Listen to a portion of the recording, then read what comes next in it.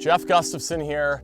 Guys, if you fish tournaments, this is for you. And especially if you fish tournaments in the summer. We're summertime now, water's warm, weather's warm, and that's the worst conditions for keeping fish happy and healthy in your live well. But you just got to work a little bit harder, and we can do it. So GJUICE is one of your best friends. This stuff's just a live well additive that keeps fish happy, helps keep them alive. And ice is important, I think. I use ice a lot in the hot weather events, and I'm not putting it in necessarily throughout the day if I'm not running around a whole lot. If I'm fishing an area, I like to pump fresh water in here all the time, and that's what I'll do. But when it's time to make the boat ride back to the check-in or run to a different part of the lake, that's when I'm gonna put ice in the live well, and it makes a big difference. You show up at weigh-in, your fish are, have their nice colors, they're not all pale and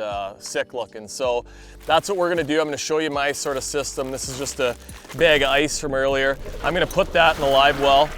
Every single time that ice goes in my live well, I'm putting some GJUICE in there as well. And that's gonna just sort of neutralize any of the bad stuff that might be in the ice.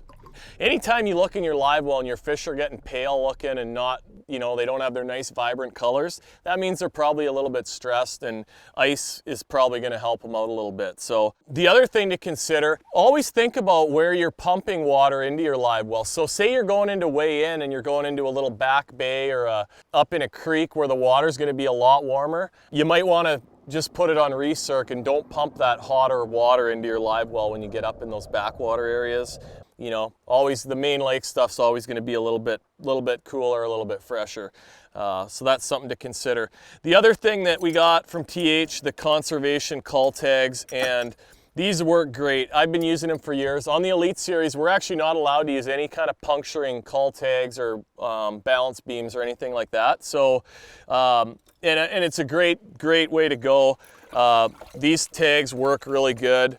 You can pick the fish up, at least get a hold of them pretty easy, and that's all it is. It's just squeeze it, open it up, put it on there, and you're not putting any holes in those fish. You take care of them, and they work pretty good. They're color coded, and I'll actually number these as well, and then just to work with my scale so I can know what number fish weighs what, that sort of thing. But they work great for sorting your fish and not putting holes in their mouths and taking care of them. So one other thing you might want to consider to help take care of these fish, if you look in your live well and sometimes you hook one funny, or for any reason they're stressed a little bit more, you can try adding one of these conservation cull weights, and they just attach to the clip.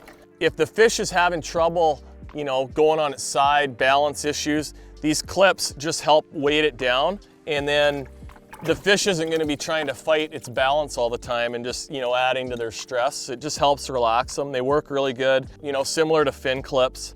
Always good to have some of those in the live well. I've had fish that that were hooked bad that I didn't think were going to make it.